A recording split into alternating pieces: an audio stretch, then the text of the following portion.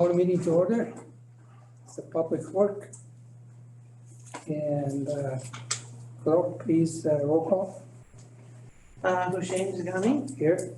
Nate Feeney will be late, Thomas Hubbard is excused, Louis Serrano. Here. Roy Mumford. Here. Thank you. I'll skip item 2. I'd like to welcome our guest, Mr. White. Any public comment? No public comment. Anybody on Zoom?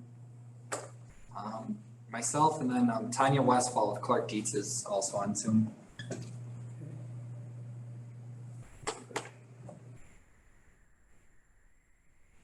Item 4, approval of 9/13/21 public work and utility committee meeting. I'll make a motion to approve. I'll second. Question? All in favor signify by saying aye. Aye. Opposed? I have it. Thank you. Acknowledge work product transmittal, none. Acknowledge water and sewer permits and application. Item 5, 4507 East Drive. That State Drive. Is that the one? It's you just, want? yep, it's just an acknowledgement on it. Okay. Accept the motion to acknowledge that. I'll move to acknowledge. I'll second. All in favor signify by saying aye. Aye. Opposed? I have it. Thank you. Item referred to the committee by village board, none. Educational presentation and reports. Item 6, 2022 budget presentation. Michael? Yeah, so I put a presentation together here. Hopefully, it's not too much information or inundated with you guys. I have the detail report in the packet as far as the line items and all that, but thought maybe a brief overview of just what our budget represents, what it covers, would be in order. So I guess with no further ado, as I talk about public works throughout this presentation, it's really the streets, the sewer, water, stormwater infrastructure. Our budget breaks out public works as kind of our streets and winter maintenance, our water utility, our sewer utility, and our stormwater utility is different enterprise funds. But when I talk and say public works, I generally mean everything. I guess one of the definitions of public works is the physical assets, personnel, management practices, and policies necessary for government to provide and sustain structures and services essential to the welfare and acceptable quality of life for its citizens. So try to make sure that everything we do kind of follows those principles. So the physical assets that we maintain are pretty vast. I think a lot of people don't realize what we all maintain. We have about 118 miles of road, that's centerline miles. It's equivalent to about 290 lane miles of roadway. We have over 50 pieces of equipment that our mechanic staff takes care of, 111 miles of water main, 103 miles of sanitary sewer, about 71 miles of storm sewer. So we've got a lot of stuff out there in the general public that our staff, takes care of on a day-to-day basis. And our personnel, we have 16 frontline employees. So we have 4 main utility operators, 10 street personnel, which includes 2 mechanics and then 8 public works operators. And then our 3 park staff. Kind of asterisk that one. Parks has its own budget for maintaining our parks, but we do cross-utilize staff throughout the year, particularly with our winter maintenance. The management staff is myself, Dan, Deputy Director, and Josh here, our utility superintendent, and then Teresa is our utility clerk. And our technical support staff consists of Nate Crow, our IT director, and Will Harrison, our GIS tech. So, What happened to park? You got park up there too, don't you? what was that? The 10th one is the park, right? Yeah, so we have 3 park employees, but Yeah, and also Sean helped you out? yeah, well, yeah, but he oversees the park operations, I guess, so as I tried to say, Yeah, I guess so technically Sean, I could add him in there. He helps out with plowing and some of those things too. So I can modify that. So add one more, 23. So then as we talk about our practices, policies.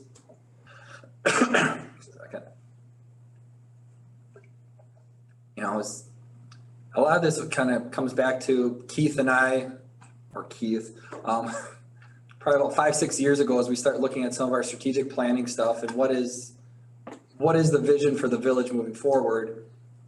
We really wanted to focus on continuous improvement. How can we work smarter, not harder? It wasn't like budgets were going to keep increasing at will. So we had to look at, what new technologies are out there, what methods are out there, what do other people do? Is what we're doing currently adding value to the organization, or is it wasted movement? And then we kind of keep looking at it, kind of Monday morning quarterbacking is what we're doing, adding to the value of this organization. And then, we worked on eliminating the traditional department silos. This is a street task or a park staff task or a water utility or sewer utility. It's just a public works task. So that's kind of the overarching goal. And then what does that look like in practice? Realistically, more tasks being completed with the existing staffing levels. I've been here 11 years. Our crew size is the exact same as it was when I started. We're creating more reliable, predictable, accountable, I think, personnel, people. As they see something, they do something, they take care of it. Creating master schedules, following procedures that we have set in place. So everyone's kind of going with the same playbook. We understand we're speaking the same language. Understanding that staff is properly trained. If we know what tasks are coming up, we make sure we have the right equipment and tools for them so that when they start that job, they have what they need. And then just being able to better communicate with our constituents, our taxpayers, about what it is we're doing, when we're going to do it, and how we're going to do it. Nobody likes surprises, so we try to make sure we're doing the best we can to maintain that. So an example of how we've done this to date, we standardize some of our snow plowing procedures. Our staff in back and our office staff, were disjointed at one time.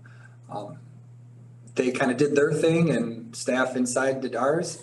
We answered the phone calls, so we tried to get on the same page. What roads are we plowing first? What sequence are we doing? Is this a major snow event, a minor snow event?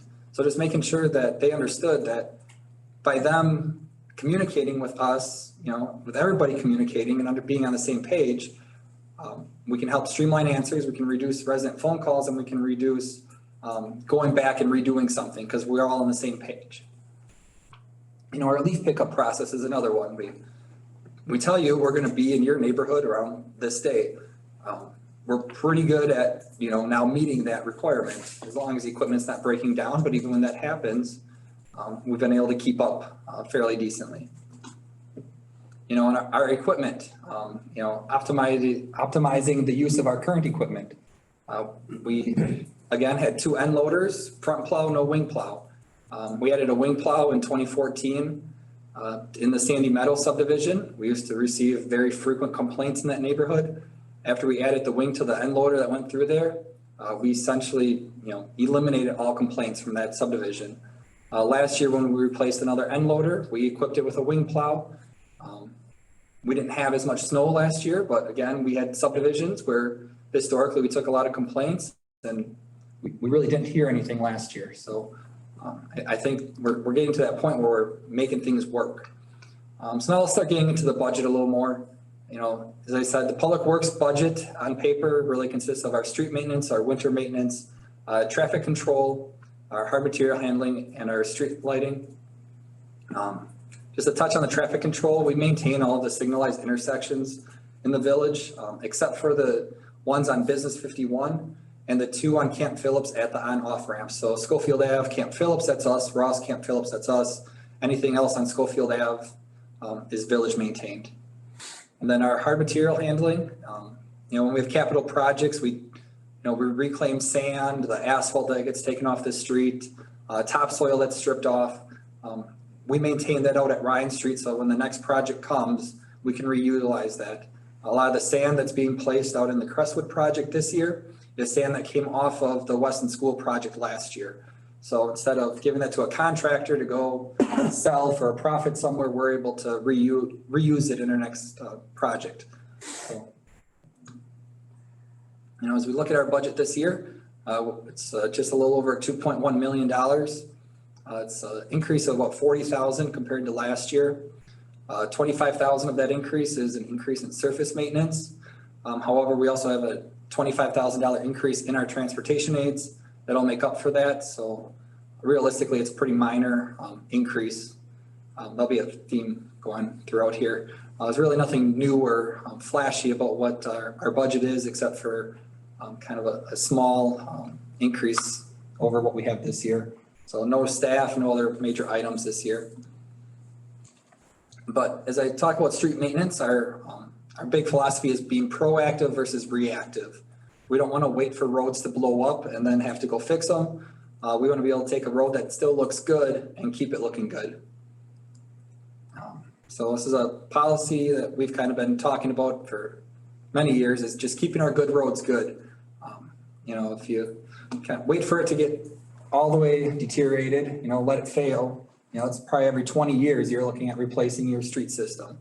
If you're kind of catching it as it starts failing and rejuvenate it, you can keep that, you know, asset in a good state much longer.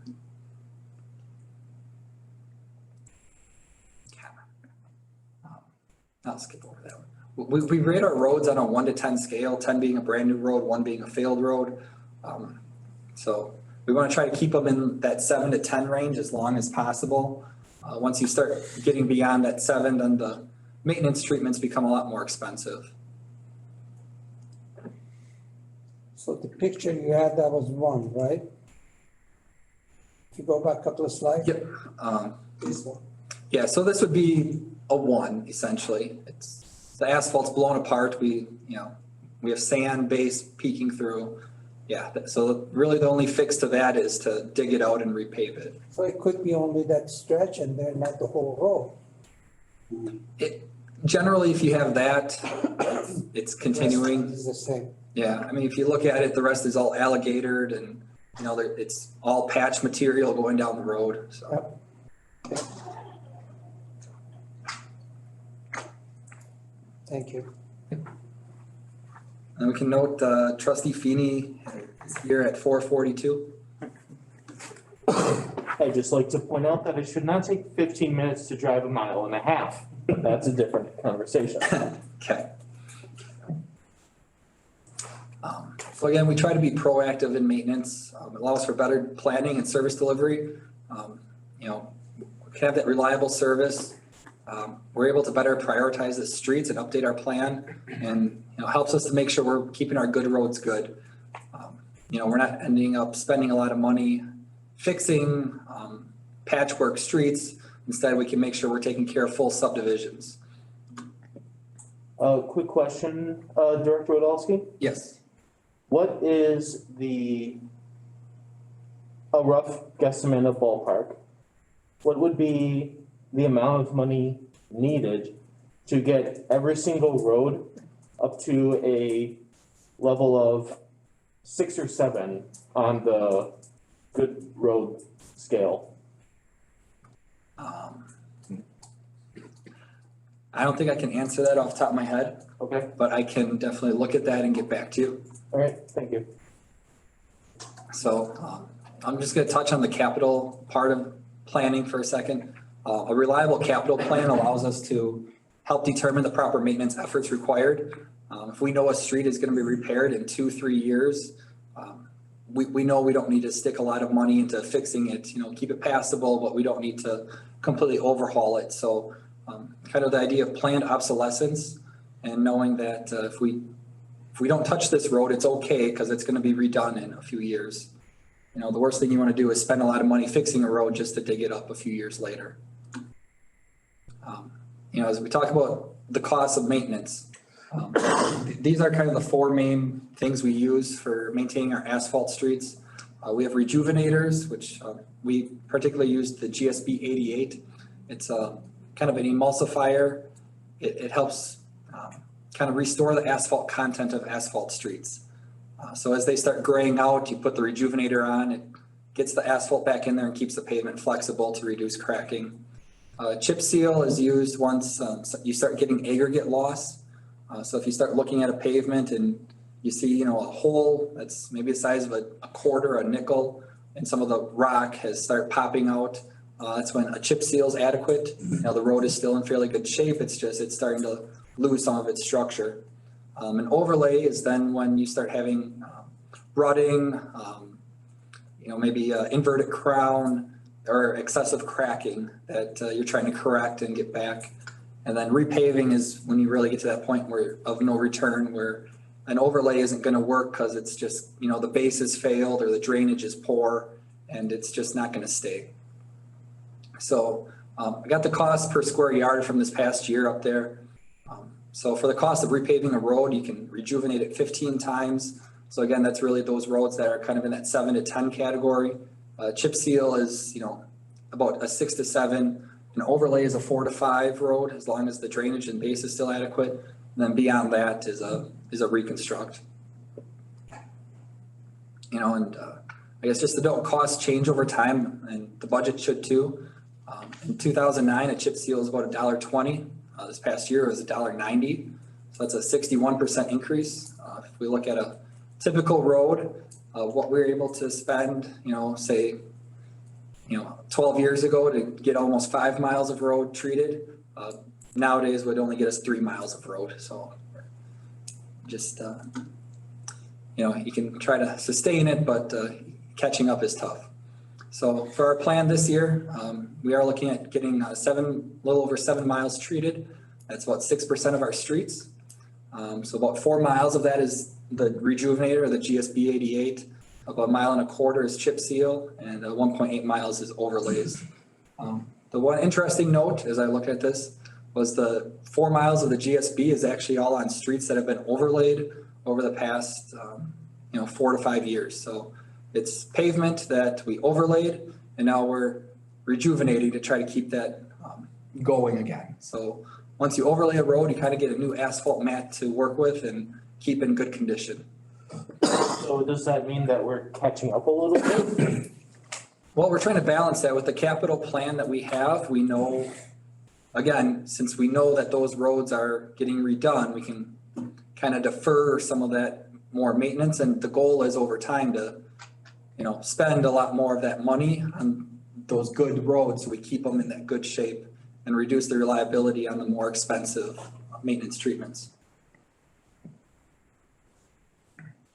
I should say the effectiveness of the GSB is probably more like in a 3 to 4 year time frame. A chip seal is about a 7-year max, and overlay just by itself is about a 10 to 12 year solution. So then as I look at the winter maintenance side, so street maintenance is a big part, and then winter maintenance is the other major factor there. Our snow response is really dependent on the weather. But we can help improve that by having reliable equipment. We had a big push about 10 years ago to make sure we're replacing plow trucks on a regular basis. We've been able to keep up with that, and it's nice when it's snowing outside that we don't have a garage full of trucks broken down. Also improving the equipment functions, the wing plows, the brine applications, those things help us, get that job done better, quicker. Utilizing our technology, some of the GPS, and also we've got some smart sensors, I guess, on speed control for our spinners. And then just educating staff on the salting practices, what it is that your truck can now do versus maybe what they were accustomed to previously. So this is a screenshot from a plow event last February. It's 6:30 in the morning. It's a little hard to see some of those green lines, but all of our main thoroughfares have been plowed. The trucks are pretty much spread out. So, in real time, we can understand, are we meeting our goals? Are we getting the roads cleared that we say we're going to be cleared properly? Are our routes properly coordinated, or are we all bunched together? And what adjustments do we need to make?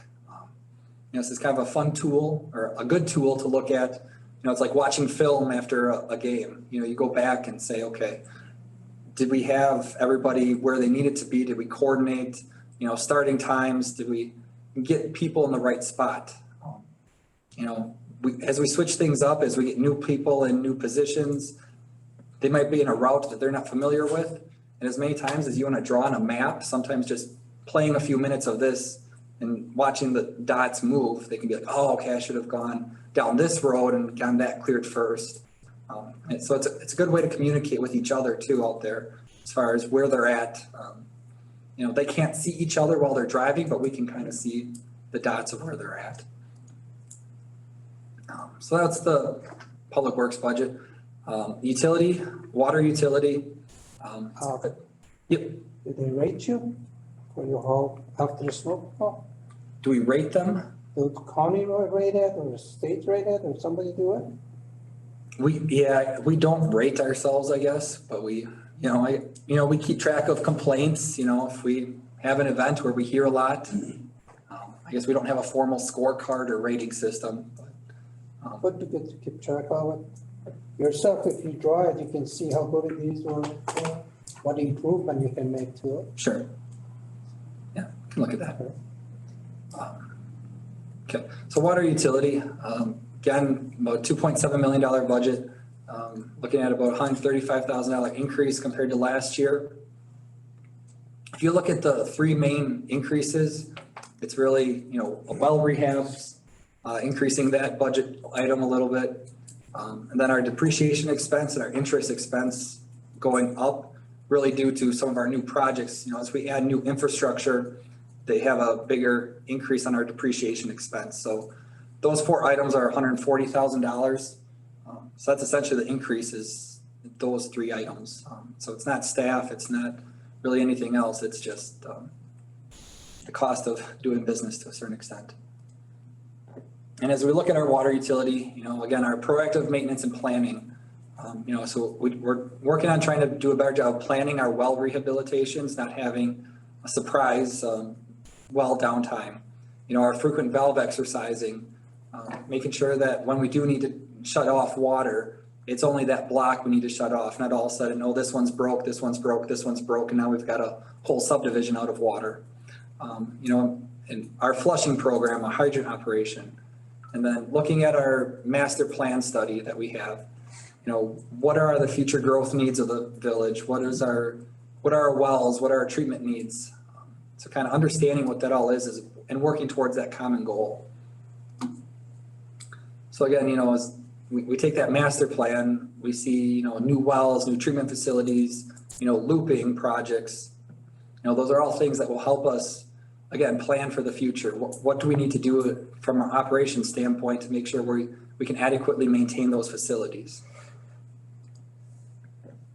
And then on the revenue side for the water utility, we do have a projected loss of $129,000. When the last full rate case was done for the meter changeout project, we talked about having more frequent but smaller rate increases to prevent rate shock. So this coming year, we will be looking at a small rate increase in 2022.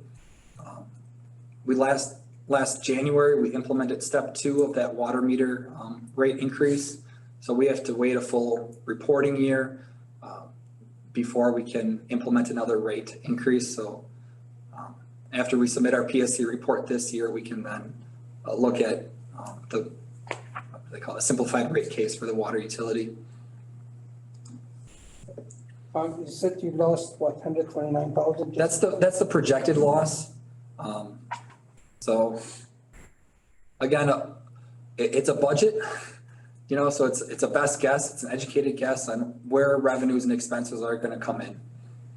So you don't have a contingency fee in there, 5%, 10%? Well, we have fund balance, that would take care of if there is a loss. But no, we don't. I guess for the operating budgets, we generally don't put a contingency in there like we would for a capital project.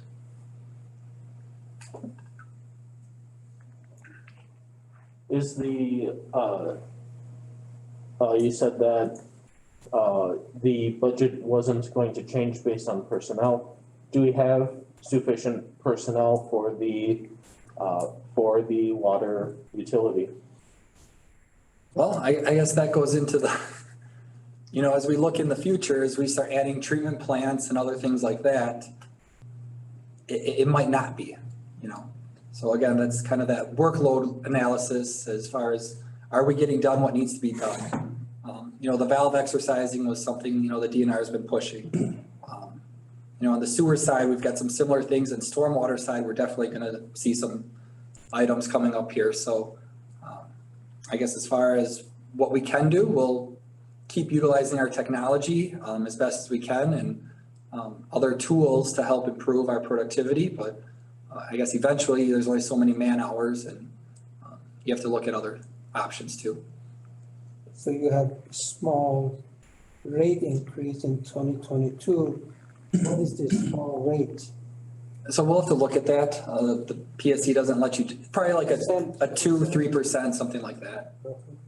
Nothing too drastic, but. I have a benchmark for a simplified rate case, and I don't know what that is right now. Yeah, I tried Googling it quick before the You meeting. have to stay with that benchmark. Yeah. So probably next meeting or the December meeting, we'll have more on the rates for the utilities coming up. I think if you do that, you gotta look at also what's the impact of that increase overall for everybody. Yep. Just not just say 2% increase and that's it. You wanna see what's the impact of it, what's the total, and that's it. Yep. Yeah, so let's talk about the sewer budget. Again, that's about a $2.77 million budget. The increase for this coming year is projected to be $106,000. 90,000 of that is due to the remote metro sewerage district, kind of putting us on notice that they're going to be upping costs this coming year. And then also the depreciation expense. So again, those two expenses are the increase in the budget. So the 90,000 has nothing to do with crystal finishing, right? So that's part of it. So if that gets resolved, We're gonna meet tomorrow and we'll Okay. have expect a resolution on that tomorrow. So we may not have that 90,000. so we may not have that, but at this point, we need to plan that we're going to have that. So again, this is all preliminary. We probably still have another month and a half before final budget adoption, but just looking at what is out there so we kind of have a sense of what we need to whittle down or look at further. So again, the sewer utility, the main activities there is our annual sewer cleaning where we get about a third of the system taken care of. As part of that, we do manhole inspections and line up, identify the manholes that need lining. We take care of sewer televising so that we can then do sewer lining or lateral abandonment.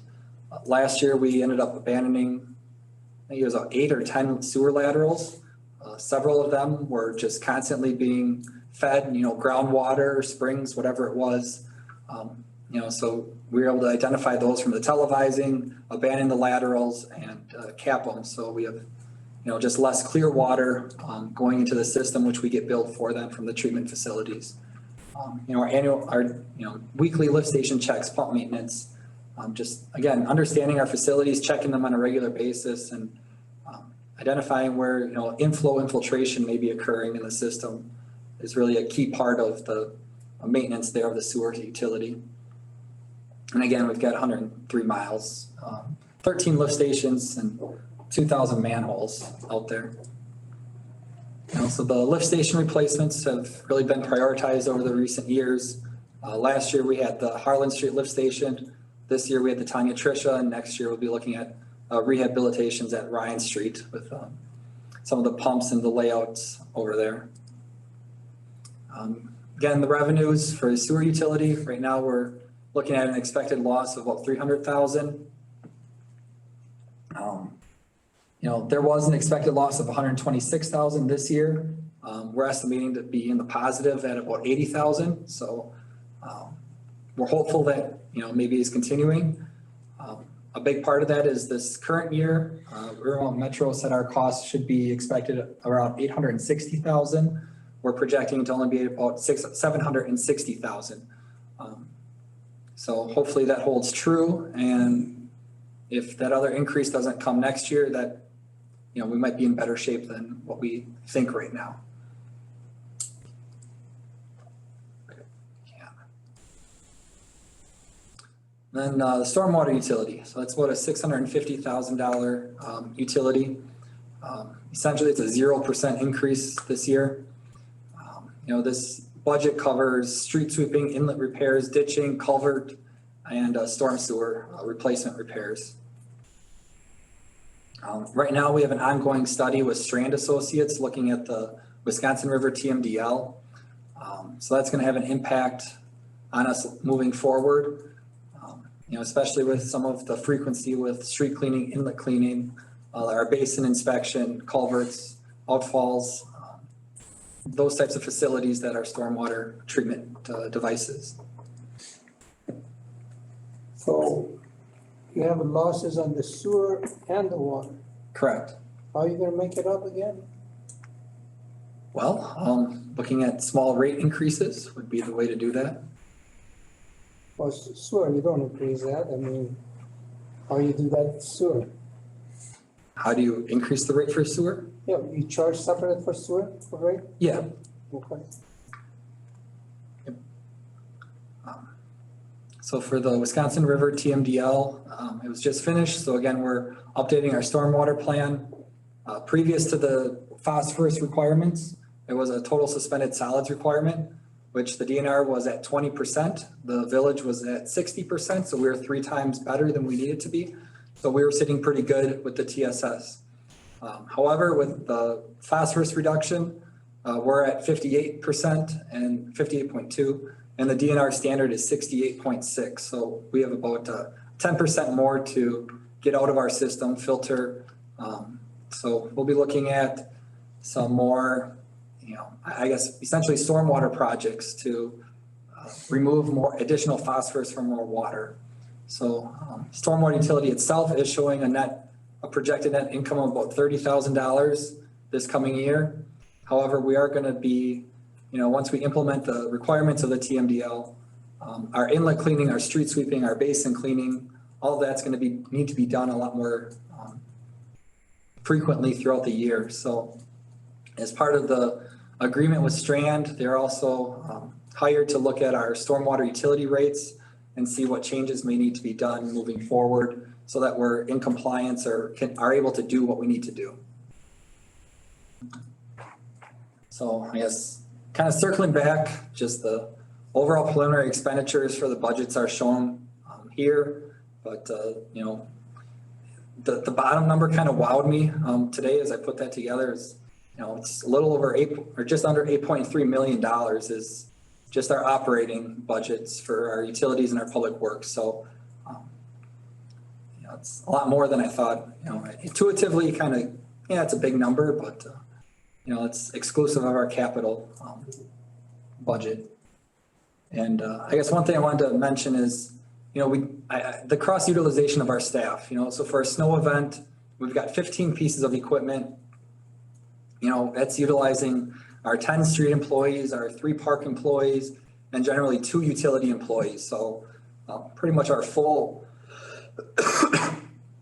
arsenal is out there any and every time it snows. So when there's an illness or an emergency in another part of the village, we kind of start hampering ourselves there a little bit with what we have. So not that I'm saying we need more people, but I'm just showing that we are utilizing everybody we have across all departments. So I guess that's my spiel on the kind of overview of the budgets. I don't know if anybody had any other questions or things that they saw looking through it that you want me to go over or review. I have just a question.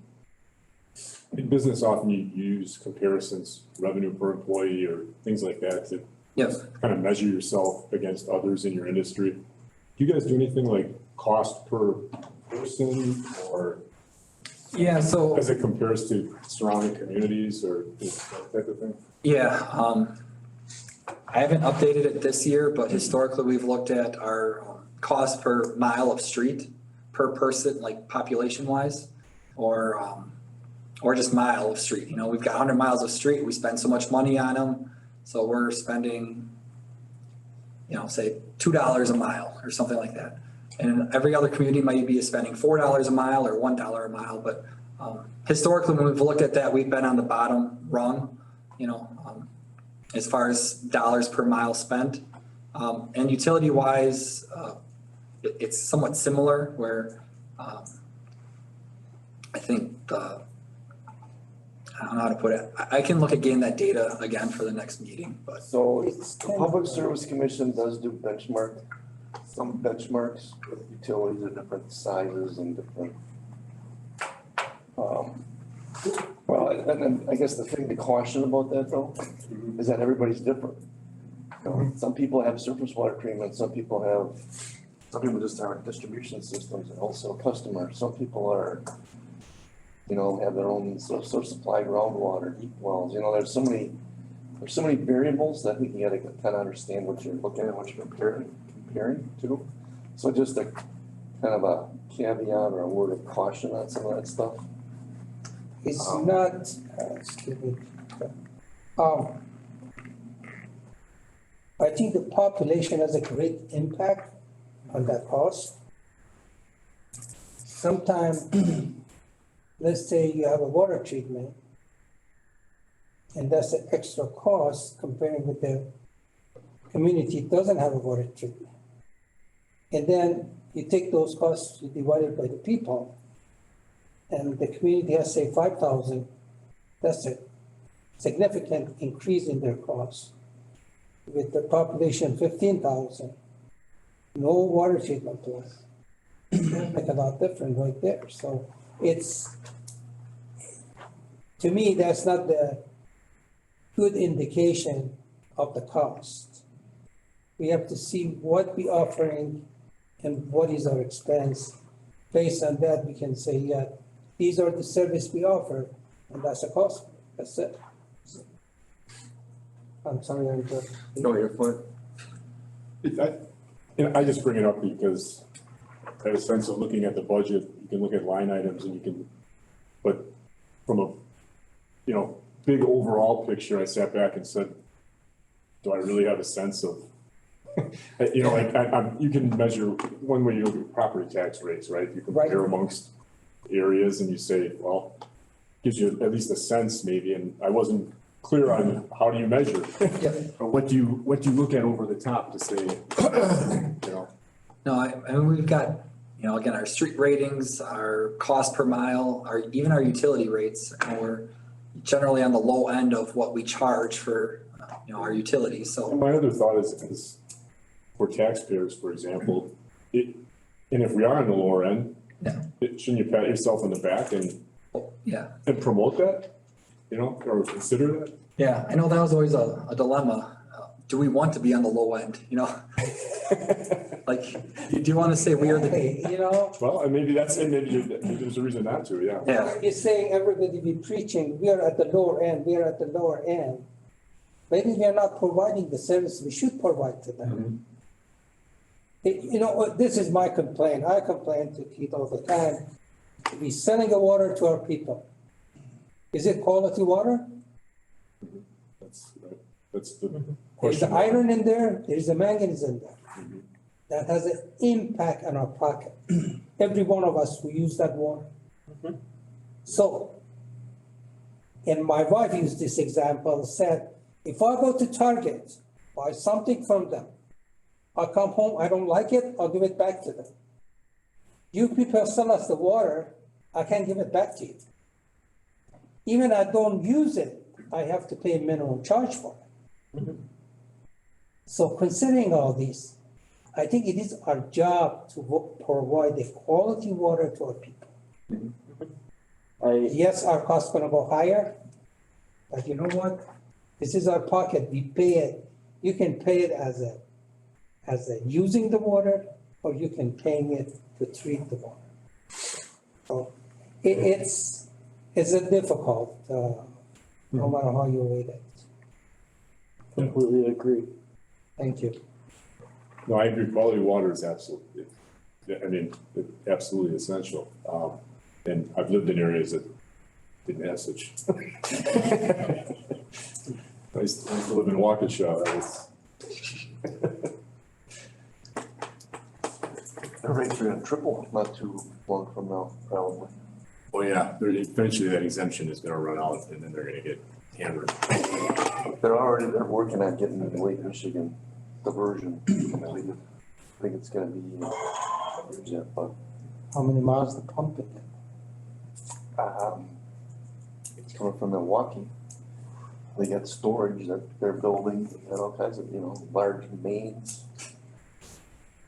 A huge project. Anything else, Michael?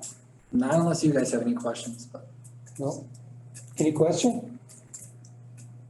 Nice job. All right. Thank you. Thank you for the presentation. yeah. I'll send out that PDF too if you want, Yes. so you have that. Resolution and ordinance, none. The staff report.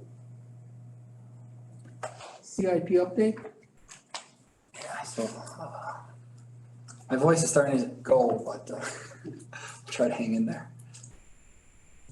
I guess just touch on the highlights. Paving was started last week in the Crestwood project, so, first layer of asphalt is down and, ditch restoration should be starting, well, did start a little bit last week on those parts, so that project will keep moving along here. Hopefully by about the end of the month or so, it should be complete. So that was a picture right before paving on Rodney. And then we held a public information meeting last week, Thursday, for the Birch Street project. Overall, the comments were mostly positive about it. There's just a couple concerns about the offset of the road, encroaching a little more on people on the west side. As the design is currently, it's about a 6 to 7 foot encroachment. Still in the right of way, but the pavement, its edge itself is moving over. So we'll be looking at maybe a couple alternatives in the design to try to minimize that as much as possible. There's one house in particular that's pretty close to the road. So we'll see what we can do there to kind of shorten up that. And then the Weston Ave projects are still kind of in that preliminary design phase for Weston Ave, and then from Alderson to Birch, and also Ross Ave, Riverbend to Paul's. Excuse me, Michael. Yep. Weston Avenue, all the wetland is taken care of it? They had that delineated, so I think we're still just waiting on the report from the delineator.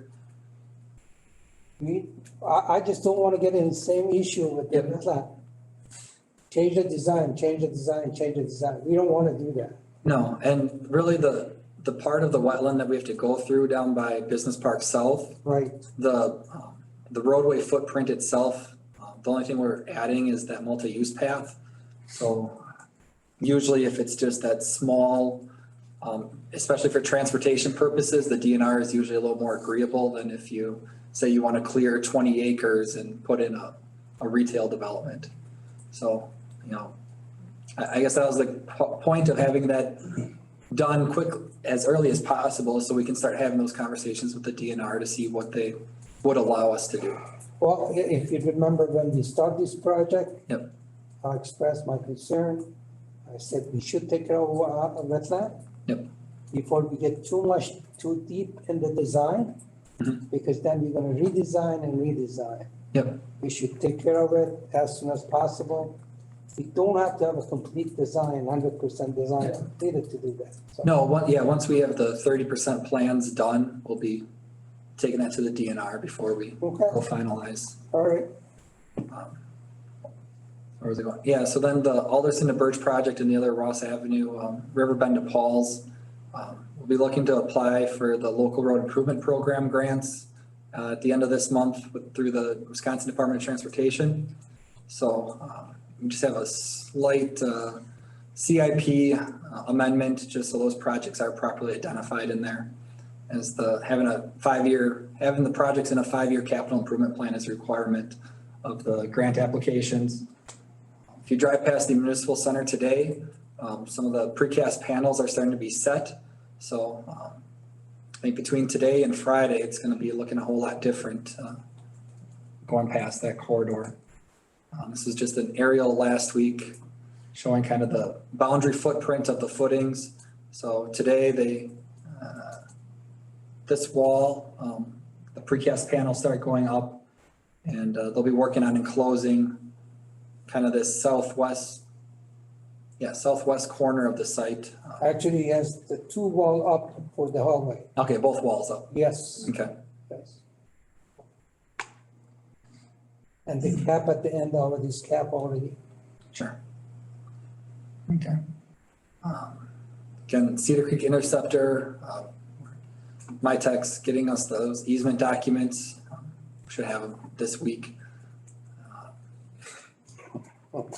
I'm sorry, okay. No, that's fine. Again, the Ryan Street Apache project, the change order pushed the completion time on the project was approved last month. So Advance will still start the river bore later this month in October, and then complete the north side of the river work in spring. And Pember should be starting Tanya Tricia later this month. It sounds like they're having some issues with the electrical components, so that project won't be finally completed until spring again. But it sounds like a common theme on projects, the electrical components, generator parts don't seem to be widely available. And I guess still waiting to hear from the PSC on well 7 and 8. So that's all I got for those for now. Okay, any question for Michael? As far as Crestwood Acres, do you think that they'll have that by the end of the month? Yeah, the water. I think the one section of the road, I think on Douglas, hasn't really started yet. So Douglas and Randy J, the water main is 100% in. It's been pressure tested, safe samples are all in. The sanitary sewer main is up. I don't know if they made it to Douglas today. It's about halfway, maybe a little over half. Okay, yes. So as they're doing that, they're also installing the water sewer laterals for each house. And then the storm sewer should be right behind it. I know they had a second crew in last week, kind of starting the storm sewer. So at the end of this week, they should be pretty close to having all the underground utilities in. And then the road would be built up next week. And I know they told SD Ellenbecker to be ready for concrete on October 25th.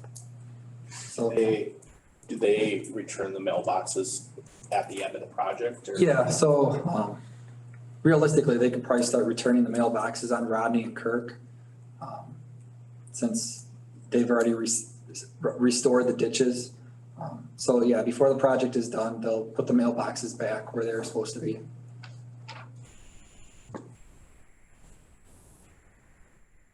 Okay, anybody else? No. Thank you. All right, yep. Item 8, utility operation update. Yeah, so September, another busy month for the operators, for the diggers and work orders. Jump to some of our wells, water main tower stuff. We did have, I think I touched on last meeting, a bad sample over at our Cary well. That was resolved, it was chlorinated, kind of rolls into some of our budgetary stuff for ongoing years, is being a little more proactive on some of our maintenance items on some of our wells. As well at well 2, we conducted our 9-month stagnating sample as part of our water investigation over there. We have a 12-month sample coming up, probably just before Thanksgiving, which should wrap up our sampling requirements for our DNR project. We had our annual inspections per our DNR sanitary survey. Every year we have to get up now and inspect the water tower screens. While they were in town, we also had our Everest Tower partial drain down inspection completed. Kind of as part of, hoping to start a trend, realizing trends of what our wells are producing, we collected our investigative raw samples at all of our wells. So going forward, we can kind of understand the trends that are happening, and something looks like it's going a little haywire, we can try to plan a treatment a little quicker for some of these wells. Conducted our large meter testing. We do have some valve replacements planned. I have in their packet starting next week. We actually have them in town tomorrow. They'll be doing a couple valve locations in Weston, and then we'll have a couple in our Rothschild area that'll be happening next week. Guys, we'll be back out doing some of our sewer jetting through the easement over in Rothschild. We had to hold off on some of it. We needed to do some tree clearing, but we couldn't until the right time for oak wilt. So guys should be getting back after that, maybe end of this week if the path holds up. The guys were out, are still out doing some of our storm cleaning through some of our sumps. They got kind of the east side of the village done. They're working around the hospital currently. We had 2 new pumps at our Kathleen lift station installed a few weeks ago. We had one of our pumps at Messer Colleen go down, so that was serviced and put back in.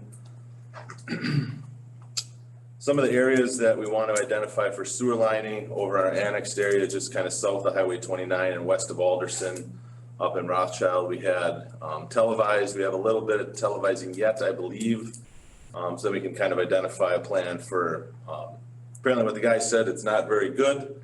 A lot of poor spots in our sanitary over there, so, which is good that we can identify it and get it budgeted for some of our sewer lining.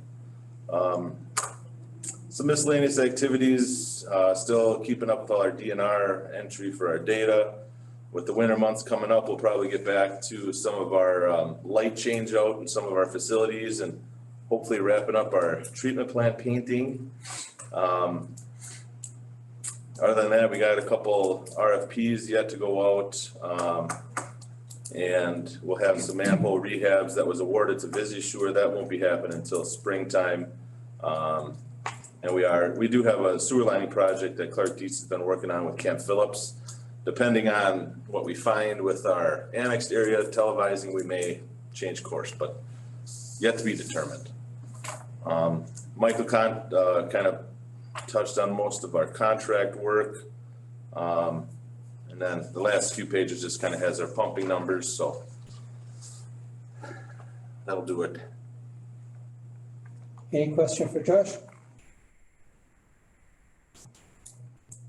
Okay, so the easement gonna be done next week, you said, or next month?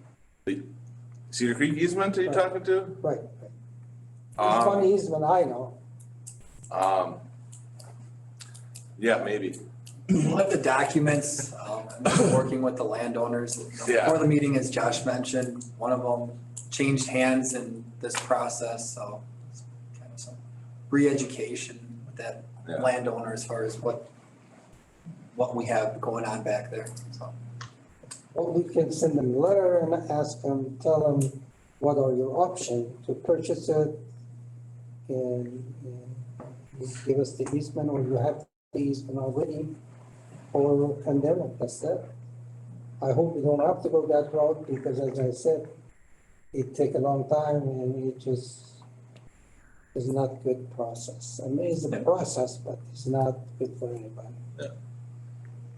All right. Street operation update?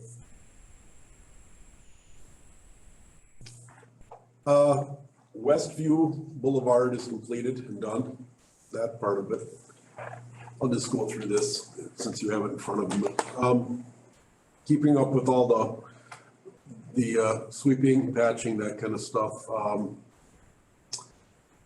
Ryan Street, I was out there this morning, we're getting a lot of brush and leaves and stuff, so that's just an ongoing thing. We started today with the yard pickup, which consumes 4 employees for a month. So we started today, we'll finish November 11th, which basically cuts our crew in half. And it's just a part of what we do. So that takes quite a bit of what's going on with us. We've got some inlet sitting. I'll go through the projects first though, so I don't ramble on too long. Westview Boulevard is done. Pembroke Construction did a good job. American Asphalt paved it. That's over by Sherrill Tire. It runs from Camp Phillips to the west.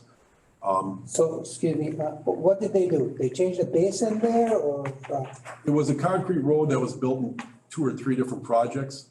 right? Basically pulled the concrete out except for the approaches off of County Highway X. We left them into the radius. They did concrete repair there. And then what we found once they stripped the first portion of that was built back, I don't know when, and it had 7-inch concrete slabs in it that were not doweled. When Pember removed that, we found that the base, there really was nothing underneath it. It was water and mud. So we undercut it with our staff. So the two lanes, the southern portion of it would be the eastbound lanes, basically from Sherrill Tire going up to where the concrete portion started. Or that remains there now. We undercut that down 2 feet and we used our own in-house materials. We have riprap, crushed concrete riprap, put down fabric, EMAT fabric, a foot of breaker, and then a foot of our recycled gravel on top of it. And we also ran a drain tile along the south edge, running along the curb line, tied it into a catch basin. That's our inlet actually, because of the water that's bleeding out. So we've got a good road now that's there with a decent base under it. The rest of the road had good base, but that also had dulled concrete on it. So basically we stripped the lanes, all the concrete came out, was replaced with asphalt except for the approaches off of County Highway X. New curb was put on the north side because that curb was pretty much shot too. So it was a little over $300,000 for the whole project. Also, we replaced 250 feet approximately of the pedestrian path on the west side of Highway X going south for about 250 feet. That was concrete that was broke up. We found the same thing too. When we stripped the concrete off, our in-house staff took care of pulling the concrete off of there. It was 6 inches of concrete, but it was busted up. There was nothing underneath it but mud. So we undercut that, put breaker underneath it too and base. So now we've got something and just paved it with asphalt. So that project's pretty much complete now. And they did a good job. Pember was very good to work with. I'll just hit the projects more than anything. The Ross Avenue Bridge over the Eau Claire River right now, they poured the east edge of it, the remaining portion of it last week. Had to let it cure, strip the forms, and the scaffolding that was there, which kept the bridge to one lane, is now gone.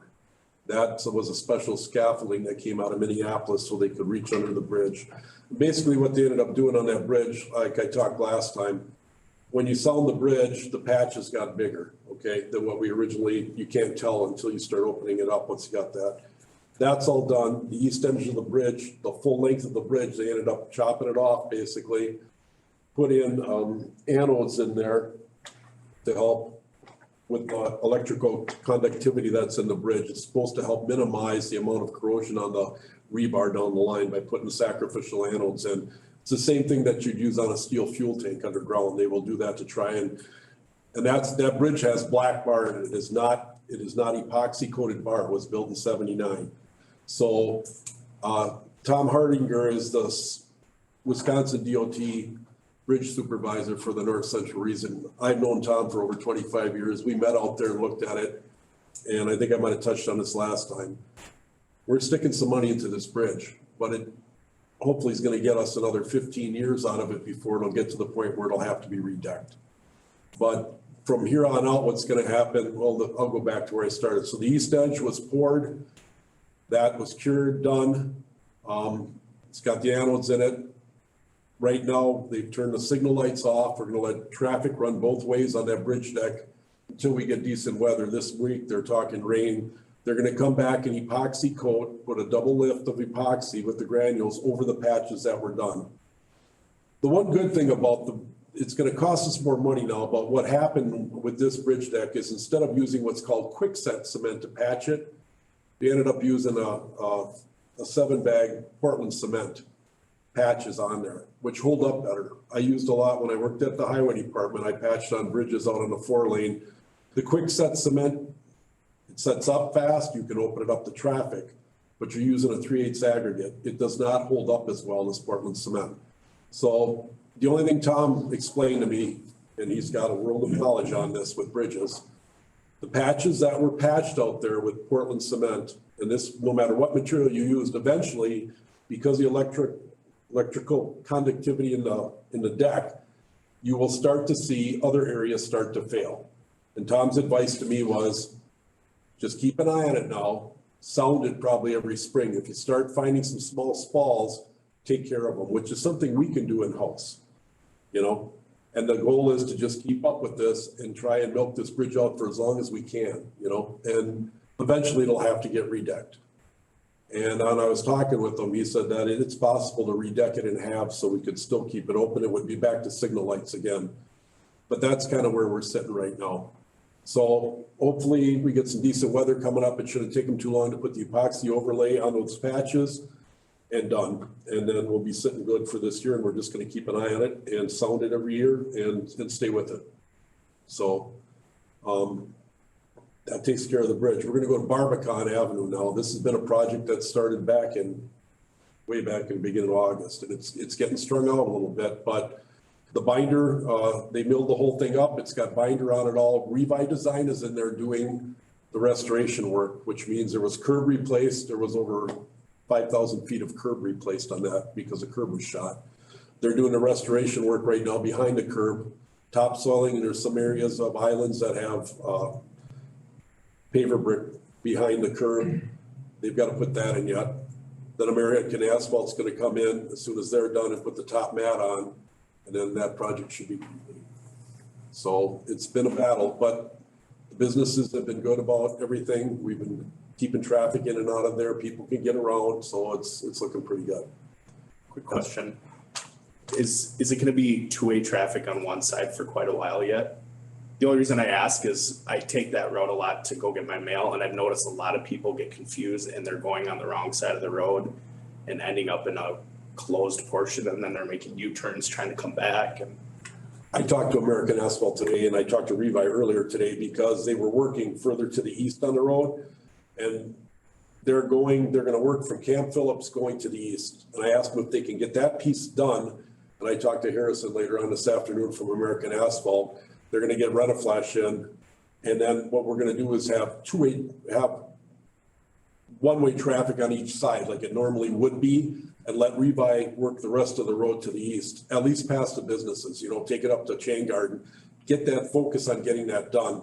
And that'll eliminate that, get the left turn lane opened up again at Camp Phillips. And the only time then it's where they're gonna probably run back into switching traffic is when they're paving, and that'll probably be a flagging operation, I'm assuming, off the top of them. So hopefully next day or two, they can get that wrapped up in there. We'll get it back to the way it was. So what's the schedule there? As fast as Revi can get the restoration work done. With the weather this week that's coming with all the rain, I don't know how long it's gonna take them. I'm guessing you won't see pavement in there until next week, probably late next week is my guess, because they're gonna lose some time as far as the restoration work, plus American Asphalt's gonna get pushed back. So 2 weeks then. That's what I'm hoping for, yeah. And I talked to Harrison Wittes from American today, and yeah, realistically, it'll be later next week before they'll get it. So traffic can still run it, it's just confusing, like Louise said, but we're gonna. Yeah, I've been there. It's not so comfortable, easy maneuvering. So that's the big projects other than Birch Street. From Schofield Avenue going to the east for about 200 feet. Norcon's gonna come in. We did an in-house, we did the sawing, and we were doing the concrete removal in-house. The guys were there today. They fixed some of the two storm sewer inlets, and there was a water valve in there that was broke. They got that taken care of. This week, we're gonna finish up on the concrete removal.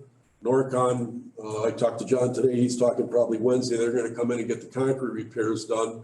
We had a failed traffic loop in the westbound turn lane. Scott Tatro, our in-house electrician and building inspector, was there today with a new loop. We're gonna install that and then shape it. Norcon gets the concrete poured. We'll have to wait for a cure time on that before we could open it. And Jared Zillish Asphalt's gonna pave it. He's got probably 140 feet of asphalt he's gonna have to lay. But that one, we should be able to get buttoned up pretty quick. If we can get some weather, we can get them guys here. So it's kind of fun because we're stretching our wings a little bit in-house with our people. We've got the guys, I'll tell you what, you've got a great crew that works here. There's good people working in the village of Weston. They're not afraid to try things. And we're spreading our wings a little bit like the concrete removal. They've never really done much of that. But when Westview, when we found we had problems there with having to undercut that street and that, they came in there and took care of business. And it's really a joy to work here with these people. They're a good bunch. So that's kind of the big things that are going on. The rest is just as they vacuum the inlet sumps, refine more inlets that are failed or are in need of attention. And we're gonna run out of weather, but we'll get everything taken care of before winter hits. But looking at it realistically, we've probably got about a month's worth of decent working weather, and then after that, it's gonna get pretty dicey. So we'll take care of what we gotta take care of and get ready for plowing snow. All right. Any question? Policy discussion and recommendation, item 10, Shorey Avenue utility connection and sewer extension agreement update. Yeah, I guess last meeting, we had probably jumped the gun a little bit on putting this out there. We had hoped to have the final agreement and some assessment information, as well as some potential estimates for the work. Between last meeting and now, we have found the agreement. We found some assessment documents that we're trying to digest and see what they actually mean. And I did talk to Mr. Gums. He's been in contact with a couple outfits to kind of see what the cost of running this extension would be. So by next meeting, I would assume we would probably have something this is just kind of an update for where we were at from last meeting. So nothing to recommend at this time, just to update that the agreement, the finalized agreement was located. Assessment stuff is being reviewed, and hopefully getting together with Mr. Gums to kind of see what numbers he's looking at for the construction of this. And at that point, I would assume we'd also have maybe, what our contributions would be, and maybe reaching out for a firm to do a potential design side of it that we would probably want to have a hand in as well. Okay. Anything else? Did I throw the actual signed one in there? Yeah. You did. Question for Josh? All right, item 12. Water meter pit upgrade design contract. Don't lock the insurance. I'm sure you read it. It doesn't say much, it doesn't say how much insurance. They said, well, we provide certificate. If you ask for it, we'll be asking for it, provide it. Yep, we will. Mr. Donner, when are we gonna get our own contract? As we talk about it. I gotta get together with the attorney and talk about what kind of form that'll take, so. Okay. I But was this- on a number of things last week and I didn't get that one out on the table with him yet. Okay, but still we need the resolution for all this, I think, for that, insurance and that contract, both of them. You need the resolution to say if you wanna work in the Village Weston, you gotta sign our contract. I think Yeah, I we mean, need that. we'll have our own front end document, and then the scope of services essentially be attached to, to the back of that, so. Correct. Correct. Okay, then they're gonna provide the certificate of insurance and, Yeah, we'll get they this. maybe like it. Okay. Any question on that? Okay. Item 12, memorandum of understanding. I with guess the- we need, Is there a motion on that one? yeah, Which one? on number 12 for the meter pit. Well, I don't like the contract. Is it just the lack of the insurance certificate not being there, or? Right? Okay, Well, they don't even say how much insurance is there. okay. They say we have the insurance. Yep. It doesn't say what, but they say we provide you if you ask for it. So would a motion that says, recommend approval contingent on, attorney approval of its insurance requirements, would that be sufficient, or? I think so. What's your wishes? I move to recommend the village board approve the water meter pit upgrade design contract with Clark Dietz for a price of $48,300 contingent upon receiving the certificate of insurance and the attorney signing off on it. I'll second, Your second yes. question? All in favor signify by saying aye. Aye. Opposed? I have it. Thank you. Item 12, memorandum of understanding with the Western Ridge Condominium Association for the terms of an easement or other property right for the Clear River Trail parking lot. What's wrong with that? I'll look at that one. You know, I use that parking quite a few times and Can you put the map, who's got the actual map up? Okay, so here's the situation. This parking lot is on private property. It's been on private property since day one, which is almost 20 years ago. It's not quite 20 years ago, okay? So this was pointed out when some representatives of the condo association came to meet in this summer. And at that time, I was not aware that we were gonna be relying on this parking lot to also stage construction for the Eau Claire River crossing of the water and sewer. So I guess, bottom line, I was able to meet with them again. I met with them both early in, I guess, middle of September, then again Friday. And after getting through, you know, what's going on here, and, you know, what they wanted us to do is take over the roads. And I wanted to talk to our attorney first about that, because we didn't want to take them over. They wanted us to maybe do some maintenance on them, snow plowing, and then summer, you know, crack sealing and those kind of things. And I guess I expressed a willingness to talk about that more. After meeting with the attorney, he just said, you know, really, this is not an uncommon thing with condominium associations where they put in private streets and then they want to convert them or ask the public to take them over. Now, we had a conversation with the original developers of this back in the day and said, if you have any thoughts of us taking these over, make sure you got enough room and, you know, build them to our standards. And of course, they decided not to do that. But yet, you know, the following owners of the condos have come back to us on a couple of different occasions. I guess at that time, we did not know that we were kind of in the wrong here with how we're handling this parking lot. So, Attorney Eady said, don't do anything relative to summer, you know, crack sealing, surface maintenance of any kind, other than snow plowing, because the other, you know, this other stuff, if we get into that, we're gonna be criticized for, you know, having some kind of, doing favors or something, even though people may not know why we're doing it.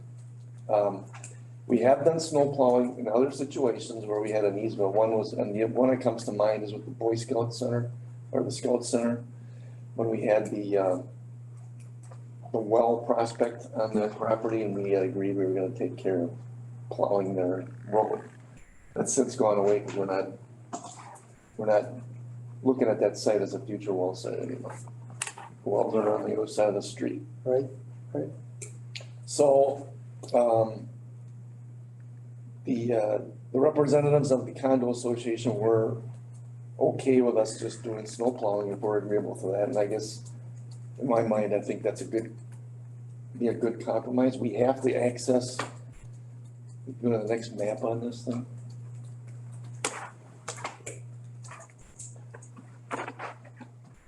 So that green area is the part of the street that we're using to get to our lift station, to get into that parking lot.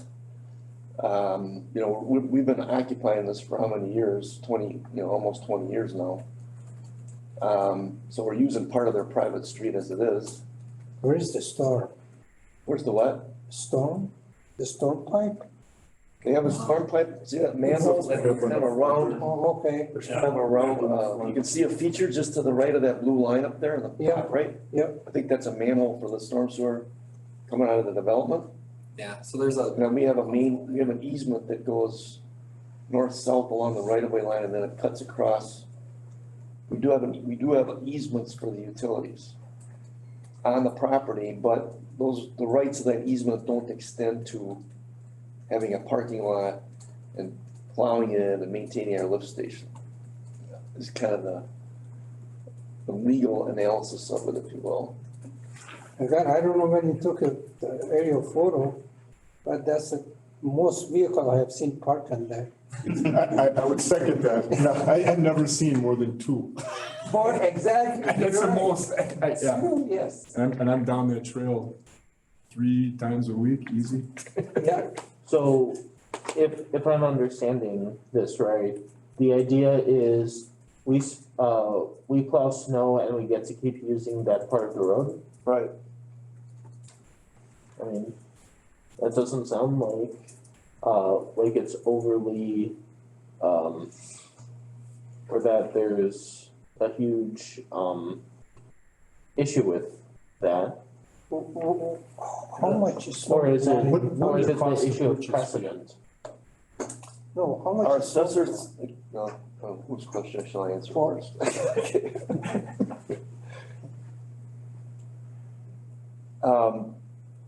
Our assessor says that the value of that land is about $2.30 a square foot. So if we were to buy, depending on how much of that would be used for the parking area, somewhere between, and this again is assessed value, you know, he says it's estimated fair market value, somewhere between $24,000 and $30,000 probably. Okay. 30,000. And what is the cost? Do we have an idea for the snow plowing? And salting? I know that's I mean, so the part that they're asking for is, you know, if you follow this mouse, come around, it stops essentially right here. You know, we'd probably end up plowing to an intersection, turning around and coming back. Right now, we turn around right here, so it's, I don't know, we get. We plow this like with a 1 ton though, wouldn't we, or not? No, because we plow the full street coming down there, so.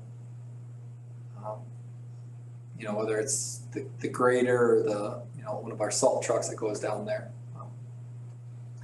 So I mean, that extra little bit, I don't know if that's gonna add a whole lot of time, so I We think. talked about putting the snow in that kind of open area on like the west side of the street in there. Okay.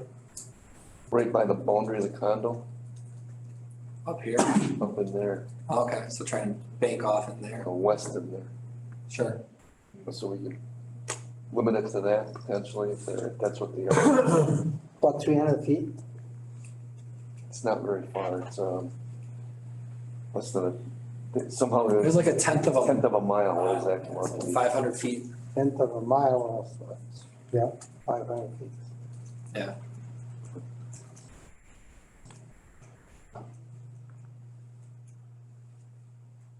Okay, So I think the plan is that we were gonna pave that parking lot Correct. as part of the project, so that would be one of the things we would do as well. And define some kind of standard of, Do we need to pave it? I'm sorry? Part of this agreement. Would we need to pave it? I just, cause I agree with you, Shane, I see so few cars parked there, I mean, usually there's only 1 or 2 cars. This is where we run up in some of this issues with. A lot of Water them. by zoning code. So if we own that property where we put a parking lot in, we need to pave it. Okay. A big part of that is the grading around the lift station currently isn't ideal, so we're gonna end up having to rework that grading, so. Well, you got that right, cause it washes out Yeah, every 3 months. yeah, so by redoing that, we figure, you know, we should probably pave it then too, because that's been a gripe with the condo association with gravel washing out and, you know, we have to maintain our property, how come you're not maintaining yours? So again, you know, kind of following that, do what we tell others to do. We should probably pave it and make it look like anybody else would be required to do, so. Do you mind going back up to the closer image? Sure. Overhead. By the way, it's washed out again. Is it? Okay. So I recognize that this is an overview, so the lines aren't exact, but is there, I don't know how much space we need. Is there any possible way to clear out the other half of village property there? On this To make side? that usable? This is all swamp. Yeah, it's all wetlands. It's all wetland, just to the left of those cars, like that half of the lot there. Yeah, it starts sloping down. This, yeah, you, well, right here, you're already, you're off the edge. Yeah, I mean, and the main thing is the access. I mean, we're driving through here constantly to, you know, get to the lift station. The access belong to them too, right? Technically, yes, we're utilizing their property to access our property. Yeah. I guess just my personal preference is, I think we need to look for, I understand that we're kind of on a timeline because we need that for staging of materials. And they're also looking for the snow clearing, and I personally don't have an issue with us doing this, like saying like, hey, let's get through this year. But we need to work toward a good resolution here because I think otherwise we're just passing the buck. And these type of issues where, you know, we're just creating a further issue down the road, especially if we're gonna invest in that parking lot by paving it. Technically paving a parking lot that's not even owned by us. Yeah. I think that, I think, I would rather us come to a solution by acquiring that property through purchasing it or whatever. I'm not sure what the condo association is gonna do with that corner of the road, but I think personally, yeah, can we do it for a year to try to come to an agreement? I have no problem with that, but I think we continue to work to come to a good resolution here. I don't know what that looks like, but. I originally was thinking along your same lines, but then I said, we don't have any leverage. Yeah. They have a gigantic hammer and we have nothing. Yep. I agree to an easement, they're still obligated to pay taxes on it too. Yeah, and you have to, yeah, that's another I consideration. mean, whatever that amount is, it's not huge, obviously, but.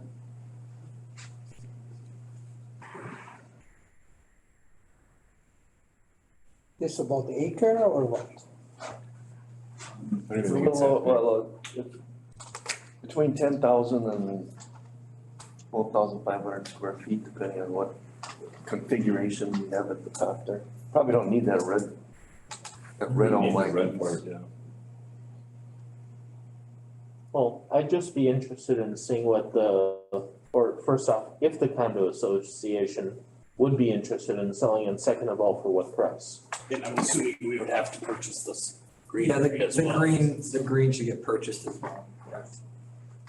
And we're taking on the responsibility for that road too. Yeah, as you can see, we chip sealed to this point a couple of years ago. So we have Sounds like done, we're doing it anyway. we have done the street maintenance there. I Yeah, thought that's yours. I actually. Yeah, but you did it. I didn't know you into it. yeah, we thought we had to driveway, I guess I really did look at, you know, I figured, yeah, we have access to the lift station and the parking lot, so that's where the property line is. I think there's probably been an assumption we had some right to that from way back when, but I was able actually to talk to Raleigh Lockery, who owned this property originally. Right. Of course, again, 20 years ago. Yeah. He had no recollection of that kind of discussion about it. So, When you look at the Just historical evolved. satellite photos, you can see how like, as the project started to get built, like this road just kind of curved and stuff started happening. yeah, it just kind of happened all the time.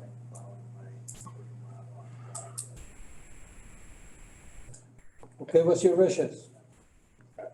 I like the idea of exploring at least if they have an interest in selling. Well, we've already pretty much gone through those options with them. Yeah, I think okay.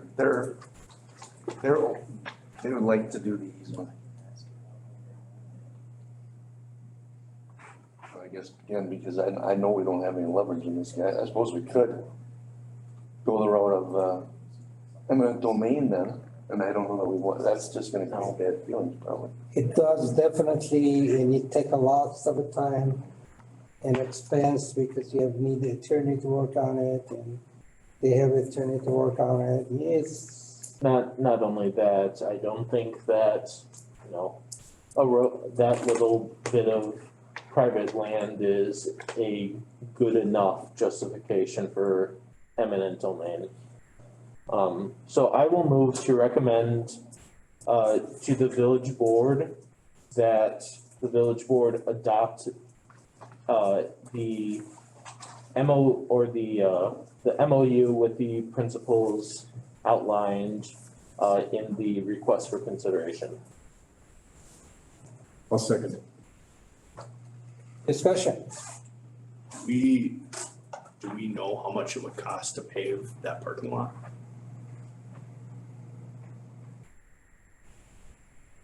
Off the top of my head, You had some square foot costs before? yeah, so say 10, how big is that parking lot? You probably wouldn't do the full quarter Say acre, 12,000 1,000 square feet, at $5, yeah. You know, 50, 60,000? yeah, I think that's gonna be on the high end, but, you know, so probably somewhere in the $30,000 range, I'd be my guess.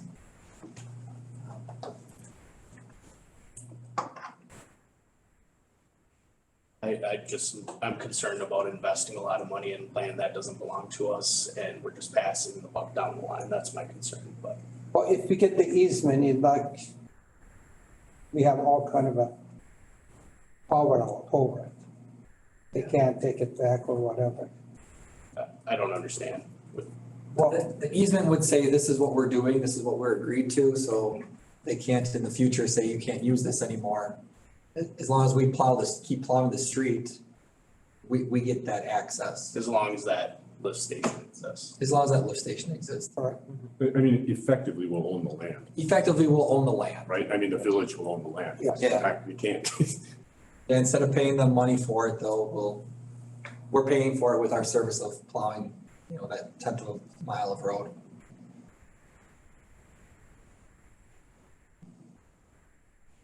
any more discussion?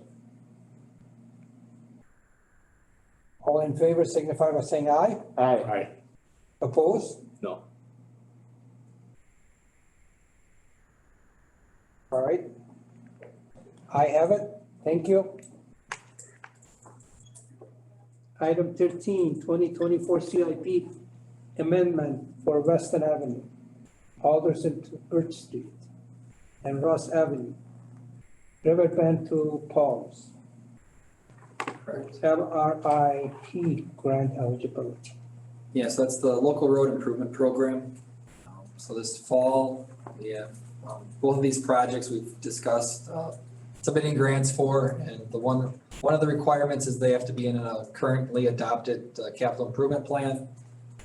So the Ross Ave project was in there. I just realized the cost of it initially only showed 50% of it.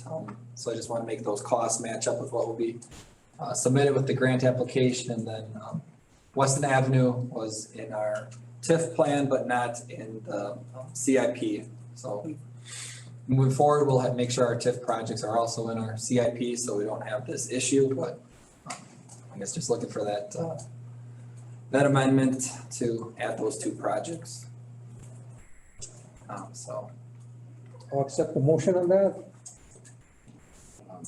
I'll make a motion to adopt the modifications to the plan in relation to the parks projects, moving up the priority list, public safety building upgrades. These two got put in the packet backwards, so. It's item 14, I click on the blue. Yeah.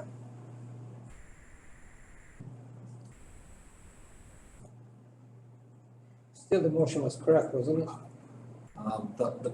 That motion was slightly different for the. No, I'm sorry, yeah, he's right, I had the wrong one. I move to recommend the village board approve the 2024 CIP amendment to include reconstruction of Weston Ave from Alderson to Birch Street as a 2024 construction year project and recommend the cost revision of the 2023 Ross Avenue Riverbend to Palms project. Second. There's second. Discussion? All in favor signify by saying aye. Aye. Opposed? I have it. Thank you. Item 14, 2022-2026 CIP project discussion. Yeah, so this just had the minor modification of some of the parks projects, after following the parks meeting, last month. And then, it's kind of the public safety building and looking at some of the equipment. So, I really don't need a motion on these, just kind of an update. We'll be talking further about the CIP for the future years, kind of as part of the budget process, you know, through later this month, early November, so. So you're gonna have it on next agenda again. Yeah, just trying to keep you guys updated on any modifications or changes that are being made, so you're just aware. All right? Future item 15, next meeting, Monday, November 8th, 2021 at 4:30 PM. B, Monday, December 13th, 2021 at 4:30 PM. And C, Monday, January 10th, 2022 at 4:30 PM. Topic for future, Strand Consulting Service Contract. Is that for what project? It's the standard consulting services contract that you're, That's the one you referenced Oh, it's earlier. that, okay. Okay, can you have it for next meeting then? Remark from administrator, Nothing further?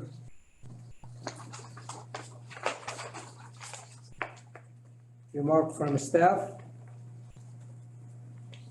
Anybody? Nothing. Remark from committee member? Louis?